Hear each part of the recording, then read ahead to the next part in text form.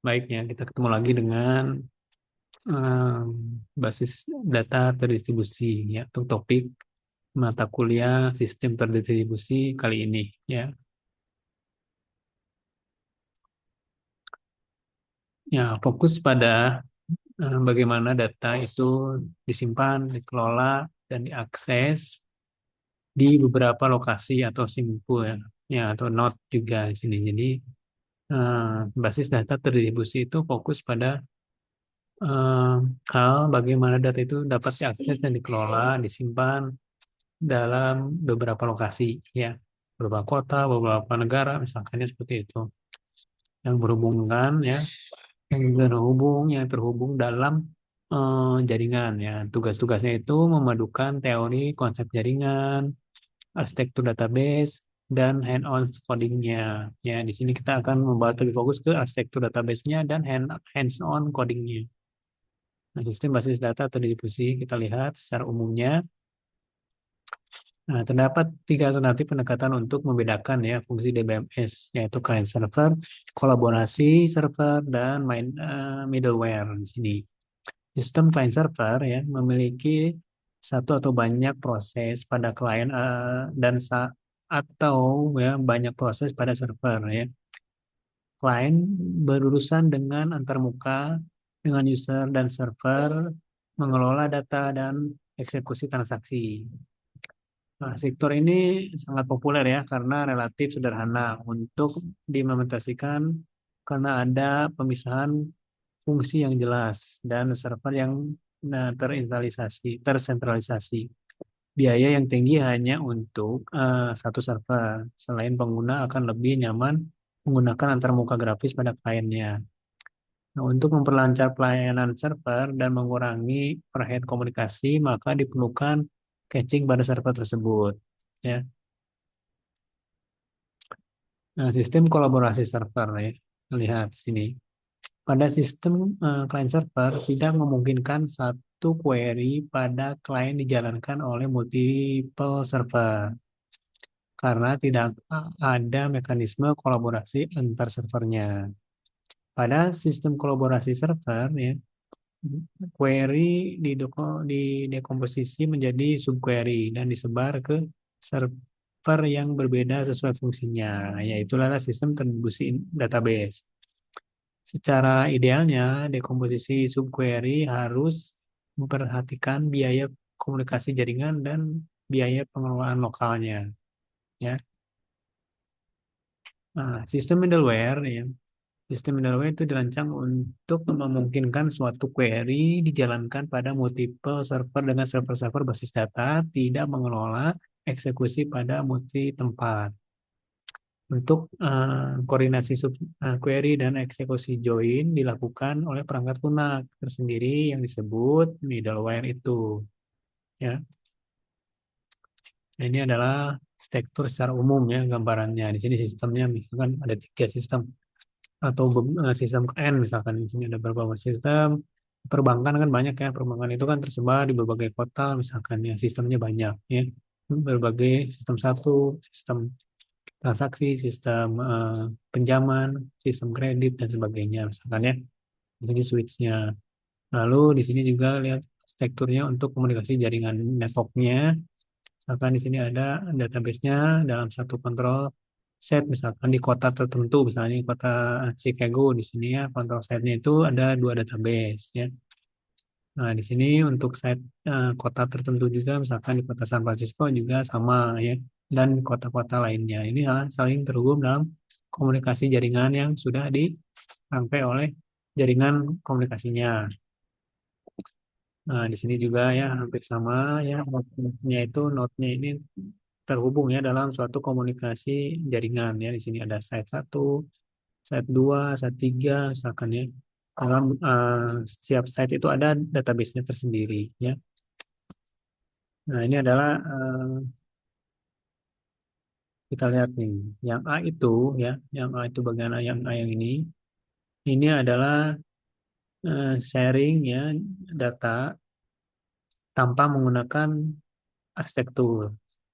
Yang B, yang ini ya, yang B ini, yang ini itu adalah Bagaimana itu jaringan bekerja secara arsitektur ya dengan database yang terpusat ya, yang terpusat di satu site control di sini ya. Nah ini kan database-nya di sini ya, hanya dua, bukan di kota Sisego doang ya, kan? Yang lain tidak punya database ya, tapi dia terhubung ya dalam suatu komunikasi jaringan. Itu adalah yang arsitektur yang B. Yang C di sini yang C itu adalah jaringan itu bekerja, jaringan arsitektur ini bekerja dengan database yang terpusat ya, terpusat di salah satu site ya di sini ya,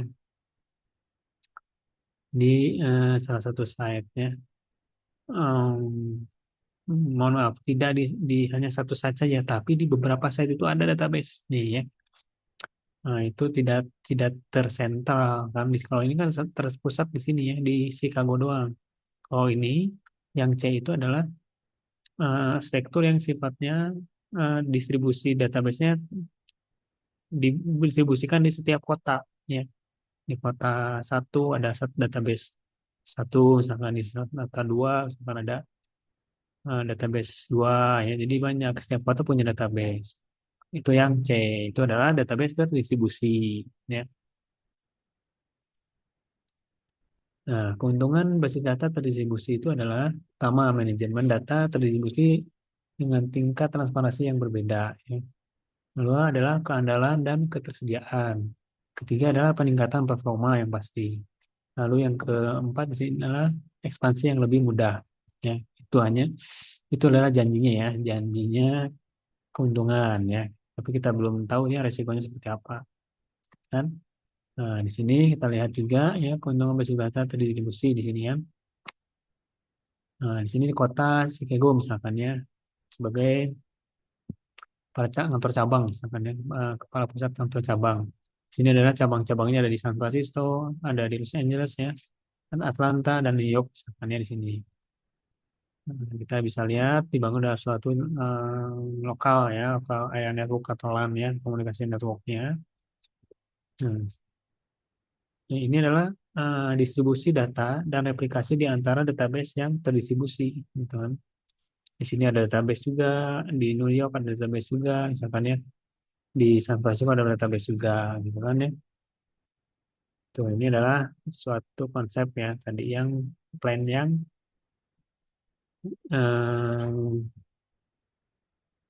yang C ini kan, yang C ini adalah database terdistribusi ya untuk site-nya. Setiap kota ada database-nya.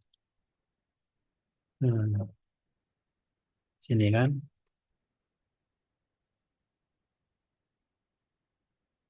Nah, fungsi tambahan basis data terdistribusi di sini ya adalah keeping track of data. Lalu proses query yang terdistribusi. Ketiga adalah manajemen transaksi yang terdistribusi. Lalu manajemen replikasi data harus ada, pemulihan basis data terdistribusi, lalu security, dan manajemen directory atau katalog yang terdistribusi. Ini adalah fungsi-fungsi yang harus ada dalam basis data terdistribusi ya. Ini perbedaan distribusi database sistem ya dengan sistem yang sentral terpusat itu apa ya dari segi hardware-nya. Pertama, ada banyak komputer yang disebut site atau node ya, pastinya di situ kan. Site-site ini terhubung oleh jaringan komunikasi internal ya untuk mengirim data dan perintah-perintah di antara site-site tersebut ya. Pastinya ya kan lebih banyak ya database-nya juga, komputernya juga lebih banyak. Keamanan ya, keamanan dalam database terdistribusi ini adalah relasi disimpan pada beberapa tempat yang berbeda ya, atau dalam tempat database yang berbeda ya, nodes nih di sini. Lalu akses ke relasi secara remote menimbulkan biaya kirim pesan. Oleh karena itu, untuk mengurangi biaya, satu relasi dipartisi atau dibuat fragmen gitu kan ya. Untuk mengurangi biaya itu maka dibuat fragmen ya, atau partisi ya. Dan satu relasi partisi atau disebutnya fragmen atau replika yang diassign ya, tersebar pada beberapa site ya, sedemikian hingga penyimpanan dilakukan berdasarkan frekuensi penggunaan lokal agar biaya tidak overhead dan komunikasi itu biaya tidak overhead dan otomatis biaya juga akan berkurang ya. Informasi yang berhubungan dengan fragmentasi, alokasi, dan replikasi data disimpan dalam sebuah global directory yang diakses oleh aplikasi database yang terdistribusi. Kan? Tuh kan, kita lihat nanti segmen fragmentasi seperti apa ya. Nah, fragmentasi ini, kenapa harus ada fragmentasi atau dalam bentuk em, relasi partisi ya. Nih, relasi relasi yang dipartisi atau dibuat fragmen ya. Kenapa itu harus ada ya? Nih, fragmentasi dari data dalam bentuk fragmen data yang disimpan pada tempat yang berbeda ada dua kemungkinan ya, yaitu fragmentasi yang horizontal dan fragmentasi yang vertikal ya. Ada dua, fragmentasi vertikal ya. Fragmen vertikal itu adalah terdiri dari fragmen atribut atau kolom ya. Kolom ya, kalau dalam tabel kan tabel database itu ada kolom ya, kolom atau atribut untuk semua rekodnya ya. Dua, frekuensi akses data dibuat berdasarkan jenis atribut atau kolom gitu ya. Jadi frekuensi akses datanya itu berdasarkan kolom ya, bukan berdasarkan baris. Kalau fragmen horizontal itu ya terdiri dari fragmen record ya, atau baris atau tuple. Ya, itu bahasanya ada tiga bahasa yang sama ya. Record, tuple, sama baris untuk semua atribut. Ya. Frekuensi akses data itu dibuat berdasarkan salah satu atribut atau kolom dengan nilai tertentu. Ya, kita lihat dari contohnya ya. Nah, mengapa data harus difragmentasi ya? Dalam basis data terdistribusi, kita jarang menyimpan satu tabel raksasa atau tabel besar atau tabel utamanya itu di satu server tunggal ya. Jika penggunaannya tersebar di berbagai kota atau di lokasi geografis yang berbeda. Fragmentasi adalah proses memecah tabel logis global menjadi tabel-tabel fisik yang lebih kecil. Disebut fragmen ya. Kan? Nah, keuntungan fragmentasi di sini pertama ya, fragmentasi efisiensi transaksi data. Data disimpan di dekat tempat data tersebut paling sering digunakan ya, atau lokalitas datanya. Yang kedua adalah keuntungannya adalah keamanan atau privasi ya. Data sensitif bisa dipisahkan dan dikunci di server tertentu ya. Yang ketiga adalah kinerja query. Kinerja query itu memproses tabel yang lebih kecil jauh lebih cepat daripada memproses tabel raksasa ya, atau scanning baris kolom atau record yang lebih sedikit. Ya. Nah, ada tiga aturan wajib ya kebenaran dari fragmentasi dalam database terdistribusi. Itu ada correctness rules-nya di sini ada tiga. Ketiga, yang pertama di sini adalah kelengkapan atau completeness. Yang kedua adalah rekonstruksi. Yang ketiga adalah saling lepas atau disjoin ya, tidak saling berhubungan atau join ya. Kan? Nah, ini syaratnya itu harus dilakukan ya saat merancang fragmentasi di sebuah database yang terdistribusi ya. Wajib mematuhi tiga aturan ini ya. Lihat ya. Completeness di sini ya atau kelengkapan ya. Jika sebuah relasi global R misalkan dipecah menjadi fragmen-fragmen ya R1, R2, R3 dan ke R ke N, maka setiap data item bisa berupa baris atau sel yang ada di R harus masuk ke dalam minimal satu fragmen ya. Jadi si barisnya itu ya itu atau rekodnya itu harus masuk ya dalam minimal satu fragmen ya. Tidak boleh ada data yang tertinggal atau terbuang. Itu adalah syarat completeness ya atau kelengkapan. Syarat kedua adalah reconstruction ya di sini. Jika kita memecah ya sebuah relasi R ya kita harus bisa menyatukannya kembali eh, ke bentuk aslinya ya menggunakan operator relasional tertentu ya. Nah, untuk fragmentasi horizontal, rekonstruksi menggunakan operator apa bahasa sintak di SQL-nya itu adalah union ya atau CAPS ini. Lalu untuk fragmentasi vertikal, rekonstruksinya menggunakan operator join ya, dengan perintah join ya. Di sini perintah union nih di SQL-nya ya. Tuh. Lalu syarat ketiga adalah disjointness, nih. Harus saling lepas. Ya. Nah, jika relasi R ini dipecah secara horizontal, sebuah baris data yang masuk ke fragmen R1 tidak boleh muncul di fragmen R2, kecuali untuk kolom kunci atau primary key ya, pada fragmentasi vertikal sebagai penghubung ya. Hal ini untuk menghindari redundansi data yang tidak terkontrol. Nah, yang D adalah yang keempat. Nah, keempat, oh yang tiga ya, karena syaratnya tiga kan, harus mm, fragmentasi itu harus memenuhi tiga syarat ini kan. Kita lihat di sini ya. Nih, tiga aturan wajib ya fragmentasi itu adalah ya saat merancang fragmentasi, desainer database wajib mematuhi tiga aturan berikutnya agar apa? Agar database tidak rusak atau kehilangan informasi dan data. Nih ya, kita lihat ya. Ini pertama aturan pertama nih secara visual ya, completeness atau kelengkapan ya. Misalkan di sini ya, segmen untuk Jakarta misalkan ya, buka dipecah ya. Di- Lalu segmen subnya, sub satu sampai sub 2 ya. Nah ini kan global nih, misalkan data pegawai ya, tabel global pegawai misalkan ya. Tabel global pegawai itu dipecah nih berapa menjadi tiga segmen ya. Yang tinggal untuk di Jakarta, untuk subsegmen yang berikutnya, subsegmen yang kedua, yang ketiga dan seterusnya. Yang di sini ada segmennya Jakarta, segmennya Sragen misalkan ya, segmennya di sini Medan misalkan ya. Nah, setiap baris data dari tabel global harus masuk ke dalam minimal satu segmen gitu ya. Satu fragmen ya di sini. Jadi harus masuk ya. Tidak boleh ada data record ya yang tidak masuk ke tiga ini. Jadi harus masuk. Itu adalah completeness syarat pertama. Syarat kedua adalah rekonstruksi. Nih, kita lihat rekonstruksi ya. Ini misalkan tabel dari Jakarta dan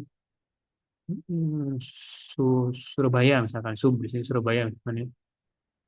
Nah ini harus diunionkan ya digabungkan semua. Nah ini data untuk pegawai yang tinggal di Jakarta, tabel yang di Jakarta misalkan ya. Nah ini adalah untuk cabang di Surabaya misalkan ya. Ini harus digabungkan. Caranya dengan union tadi ya. Nah, data yang terpisah dapat disatukan kembali ya tanpa hilang si informasi unionnya tadi ya. Dengan menggunakan key ya di sini kan key-nya atau foreign keys-nya misalkan. Terus yang ketiga aturan ketiga itu adalah disjointness ya. Misalkan ya sini intinya menghindari duplikasi data ya. Misalkan tabel global ya pegawai misalkan ya. Nah di sini kan key-nya ini ada key ini key dari tabel pegawai misalkan ya. Primary key-nya di sini. Nah, fragmen A dan fragmen B itu harus terpisah ya. Jadi tidak boleh baris data yang tumpang tindih antar fragmen horizontal. Tuh ya. Kita lihat nanti contoh mungkin lebih jelas. Oke. Nih ya. Bayangkan nih ya, secara analogi, bayangkan kita memiliki sebuah tabel database global yang utuh ya. Misalkan dalam konsep database terdistribusi, kita ingin memecah tabel ini menjadi potongan-potongan kecil. Aturan kebenaran ini memastikan bahwa setelah kita memecahnya, data tidak rusak, tidak hilang, dan bisa disatukan kembali. Ya, kan? Sini adalah visualisasi jigsaw puzzle, ya, puzzle. Mana? Analoginya nih, yang pertama ya. Jadi completeness ya, kelengkapan. Bayangkan ya, sebuah tabel database global seperti gambar di samping ini nih, puzzle ini. Ya, misalkan data pegawai, data tabel pegawai, misalkan ya. Nah, proses fragmentasi adalah memisahkan potongan-potongan bahasa tersebut. Ya. Nah, jadi si data yang ada di tabel pegawai pusat ini dipisahkan, dipecah, ya, gitu kan. Nah, pernyataan aturannya seperti apa? Setelah kita memecah puzzle yang menjadi beberapa bagian kecil atau fragmen, setiap potongan teka-teki itu harus masuk ke dalam setidaknya salah satu fragmen, ini kan ya, kan ya. Implikasinya kita tidak boleh memecah puzzle tersebut lalu membuang satu potongan di bawah sofanya misalkan ya itu atau membuang data tersebut ya. Nah, jika misalkan si potongannya hilang ya, completeness itu tidak terpenuhi atau gagal. Nah, kita tidak akan pernah bisa melihat gambar aslinya lagi ya dengan sempurna kan. Jadi tidak bisa melihat datanya lagi gitu kan. Nah, semua data baris atau kolom dari tabel induk harus ada di fragmen tersebut ya. Ini adalah tabel pegawai misalkan ya. Tadi pegawai misalkan pegawai suatu bank nasional misalkan ya. Nah, itu kan setiap kota ada pegawainya. Nah, ini setiap ini dipisah misalkan ya. Pisahkan dipecah fragmen Jakarta. Ini pegawai yang ada di Jakarta, pegawai yang ada di Surabaya, pegawai yang ada di Medan. Ya. Nah, semua potongannya ini harus masuk ke setiap fragmen. Jangan sampai ada yang tidak sampai masuk. Nah, itu ada prinsip dari completeness ya, atau kelengkapan. Tuh. Nah, sekarang untuk yang aturan yang kedua atau rekonstruksi. Nah, aturan ini memastikan kita memiliki cara untuk menyatukan kembali data-data yang tadi tersebar ya. Analoginya, bayangkan kita membangun sebuah jembatan besar di lokasi berbeda. Bagian kiri dibangun satu situs, bagian kanan dibangun situs lainnya. Nah, agar jembatan itu berfungsi, kita harus ada instruksi atau titik penghubung yang jelas di mana kedua bagian itu bertemu, kan? Itu ya. Nah, pernyataan aturan misalkan jika kita memecah relasi global R ya menjadi fragmen R1, R2, dan R ke N ya. Harus ada operator relasionalnya. Nah, di sini yang dipakai operator relasinya itu adalah bahasa SQL-nya itu adalah union atau join ya, yang dapat menyatukan mereka kembali tepat seperti data yang asli tadi ya, data di tabel pegawaiannya yang di sentral ya. Tuh.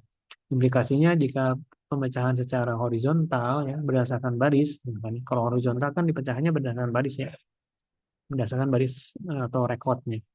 Operator penghubungnya itu adalah bahasa SQL-nya itu adalah union ya, menggabungkan baris dari Jakarta dan Surabaya, misalkan itu kan. Lalu jika memecah secara vertikal, ini kan horizontal, vertikal itu harus berdasarkan kolom ya. Operator penghubungnya itu adalah join kan, yang menghubungkan kolom HR tadi HRD dan kolom keuangan ya menggunakan ID pegawai sebagai titik temu gitu ya, gitu ya. Nah, ini aturan tiga ya. Aturan ketiga ya. Aturan ini memastikan tidak ada data yang tumpang tindih atau diduplikasi secara tidak sengaja saat memecah ya. Khusus untuk fragmentasi horizontal di sini ya. Analoginya ya, bayangkan sebuah gudang besar berisi inventaris barang ya, tabel induk misalkan itu disebutnya. Kita memiliki dua manajer gudang yang berbeda, misalkan manajer elektronik dan manajer furniture. Nah, pertanyaan dari aturan ya, kita memberikan lampu sorot kepada masing-masing manajer. Lampu sorot manajer elektronik hanya boleh menyoroti baris barang elektronik. Dan lampu sorot untuk manajer furniture hanya boleh menyoroti baris barang yang furniture. Implikasinya, tidak boleh ada satu barang, misalkannya televisi, yang disoroti oleh lampu sorot dari eh, lampu sorot manajer sekaligus ya. Nah, televisi ini harus masuk ke fragmentasi elektronik atau furniture, tidak bisa di keduanya. Itu ya. Hal ini untuk mencegah kebingungan update data. Jika TV itu rusak, manajer mana yang harus mencatatnya? Nah, ini pertanyaan. Jika diduplikasi, kita mungkin secara tidak sengaja mengupdate data di suatu server, tapi kita lupa di server lainnya, gitu. Makanya harus ini ya, memastikan ya, harus saling lepas, gitu. Jangan sampai menyatu, tuh kan? Nah, di sini kita lihat di sini kan ya.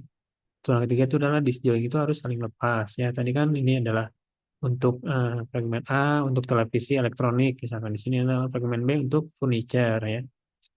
Nah, gitu kan. Jadi tidak boleh ada barang furniture yang masuk ke fragmen A di sini yang elektronik ya. Ya, tidak boleh ada yang tumbang tindih di sini. Makanya dipisahkan ya. Itu. Oke. Nah, berikutnya ya jenis-jenis fragmentasi data ya.